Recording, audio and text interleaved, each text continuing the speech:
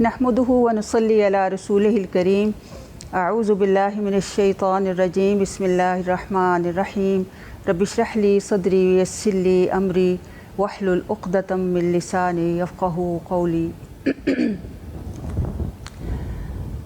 रमज़ान का ख़ूबसूरत महीना है और ये महीना है ही दुआओं की कबूलियत और दुआएं मांगने का महीना। हम मुआविज़ात नबवी सीख रहे हैं अल्हम्दुलिल्लाह। आज हम ऐसी 8 चीज़ों से पनाह मांगना सीखेंगे जो नबी सल्लल्लाहु अलैहि वसल्लम ने बहुत ताकीद करके हमें समझाई हैं और फिर इनके ज़रिए अपनी ज़िंदगी को खूबसूरत बनाने की कोशिश करेंगे।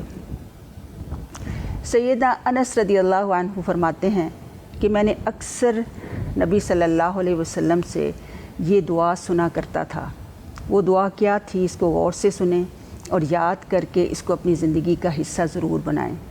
अल्लाह के नबी सल्लल्लाहु अलैहि वसल्लम कैसे फरमाते थे, अल्लाहुम्मा इन्नी अऊज़ु बिका मिनल हम्मी वल हुज़्नी वल अज्ज़ी वल कसली वल बुख़ली वल जुबनी व ज़लअद दैनी व गलिबतिर रिजाल। दुआ को थोड़ी दोबारा सुन लें। अल्लाहुम्मा इन्नी अऊज़ु बिका मिनल हम्मी वल हुज़्नी वल अज्ज़ी वल कसली वल बुख़ली वल जुबनी व ज़लअद दैनी व गलिबतिर रिजाल। इसमें देखें कि 8 वो जो काम हैं उनकी हम तफसील थोड़ी सी देखते हैं कि किन चीज़ों से नबी सल्लल्लाहु अलैहि वसल्लम ने हमें पनाह मांगने का हुक्म दिया है। सबसे पहले आप सल्लल्लाहु अलैहि वसल्लम फरमाते हैं कि ए अल्लाह, मैं तेरी पनाह तलब करता हूँ मिनल हम्मी, हम से। हम का मतलब ये है कि मुस्तकबिल के किसी मामले में परेशान होना। फॉर एग्ज़ाम्पल ये सोचते रहना कि कल क्या होगा, अपनी शादी के हवाले से सोचना कि शादी होगी कि नहीं होगी, बच्चों की शादी के हवाले से सोचना कहाँ होगी, ज़िंदगी के असबाब कैसे मुहैया होंगे, अगर आज खर्च कर दिया तो कल क्या होगा। तो ये कल का गम और फ़िक्र इंसान को डिप्रेशन में मुब्तला करता है। तो इसलिए इससे अल्लाह की पनाह मांगी गई है। फिर वल हुज़्नी, हुज़्न से मुराद ये है कि गम से हुज़्न स्पेशली तौर पर वो गम होते हैं जो माजी में किसी काम को करने के मुतालिक परेशान होना। कोई ऐसा काम इंसान से हो चुका हो और हर वक्त वो इसी डिप्रेशन में मुब्तला रहे कि क्या होगा। तो फिर ये दुआ मांगने से इंशाअल्लाह ऐसी परेशानी से निकल आता है। फिर तीसरा देखें कि अल्लाह के नबी ने हमें सिखाया कि अल्लाह की पनाह मांगे वल आज्ज़ी। आज्ज़ जो है वो क्या चीज़ है, इसका मतलब ये है कि कुदरत और इख्तियार ना होने की वजह से कोई काम ना कर सकना। मसलन बीमारी की वजह से अपना काम खुद ना कर सकना, अपने शौहर या रिश्तेदारों की खिदमत ना कर सकना, हुकूकुल इबाद अदा करने की ताकत ना होना, बच्चों की तरबियत ना कर सकना, बीमारी की वजह से अपने माली मामलात की ख़ुद देखभाल ना कर सकना, फिर बीमारी की वजह से कमाने के काबिल ही ना रहना, फिर आप देखें कि कैद या ग़ुलामी में फंस जाना जिसकी वजह से आज़ादी बंदे की छिन जाए और अपने काम पर कुदरत ना रहे, यह हुकूमत की तरफ से इजहार हक़ पर जबरी पाबंदी का लग जाना, फिर जिस्मानी कमज़ोरी या माली कमज़ोरी की वजह से इस तरह से इन हालात के काबू में आ जाना कि कोई भी भलाई के काम ना कर सकना।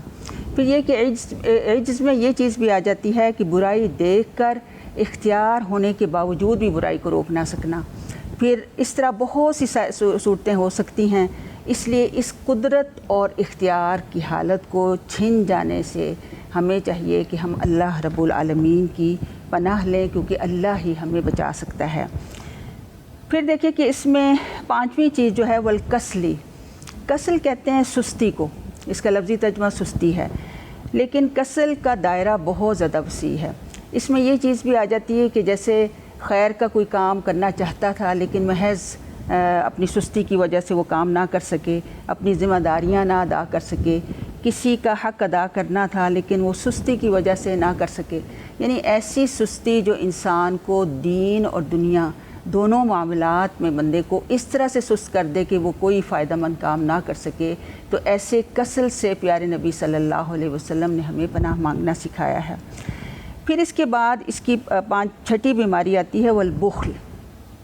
بخل آپ کو پتہ ہے کہ ویسے تو اس کو ہم کہتے ہیں کہ اس سے مراد کیا ہے کہ کنجوسی دکھانا، لیکن بخل کا دائرہ بھی بہت زیادہ وسیع ہے۔ بخل میں یہ چیز بھی آ جاتی ہے کہ اپنے مال سے فائدہ خود بھی نہ اٹھانا اور دوسروں کو بھی جو ہے اس کو نہ اٹھانے دینا، حتیٰ کہ انسان کی یہ کیفیت ہو جائے کہ وہ اپنی حقیقی ضروریات پر بھی خرچ نہ کرے، اور پھر یہ اس کی خواہش یہ رہے کہ مال ہر وقت اس کے پاس جمع ہی ہوتا رہے۔ اور دیکھیں کہ یہ بہت ہی بدترین خصلت ہے۔ مال تو اصل میں فائدہ اٹھانے کی چیز ہے اور لوگوں کو سہولیات پہنچانے کا نام ہے، اس لیے اس سے بھی اللہ کے نبی نے ہمیں پناہ مانگنا سکھائی ہے۔ پھر اس کے بعد جبن کا ذکر آتا ہے، والجبنی۔ جبن کا لفظی ترجمہ بزدلی ہے، لیکن جبن میں دیکھیں کہ یہ اصل میں اس کا عربی کے حوالے سے اس کا مطلب یہ ہوتا ہے کہ جسمانی طاقت سے فائدہ نہ اٹھانا، یعنی اس طرح کی اس کے اندر کمزوری آ جائے کہ وہ دشمن سے نقصان اٹھائے لیکن مقابلہ کرنے کی جرت نہ ہو، اور وہ بالکل بزدل ہو کے اپنی زندگی جو ہے وہ گزارے۔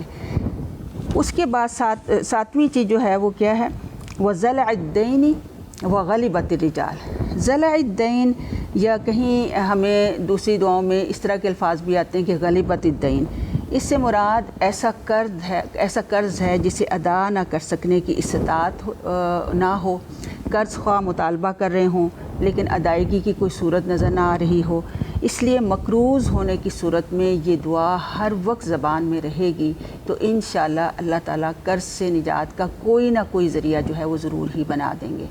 اور پھر 8واں مرض کیا ہے، وغلبت الرجال، کہ لوگوں کا دباؤ۔ لوگوں کے دباؤ کی صورت کیا ہوتی ہے کہ انسان لوگوں کے خوف میں رہے، ہر وقت لوگوں کی باتوں کی دباؤ میں آ سکے اور ان باتوں کا کوئی جواب نہ دے سکے۔ تو آپ دیکھیں کہ یہ 8 چیزیں ایسی ہیں جو انسان کی زندگی کو ہمیشہ کسی مشکل میں گرفتار کر سکتی ہیں۔ تو سبحان اللہ، اللہ کے نبی پر لاکھوں درود و سلام ہوں کہ کس طرح انہوں نے ہمیں ان ساری چیزوں سے بچنے کی جو ہیں وہ دعائیں جو ہیں وہ سکھا دی ہیں۔ اللہ تعالی ہمیں سنت نبوی صلی اللہ علیہ وسلم کے اس پہلو کو صحیح طور پہ اپنی زندگی میں جاری و ساری کرنے کی توفیق عطا فرمائے۔ وما علینا الا البلاغ المبین۔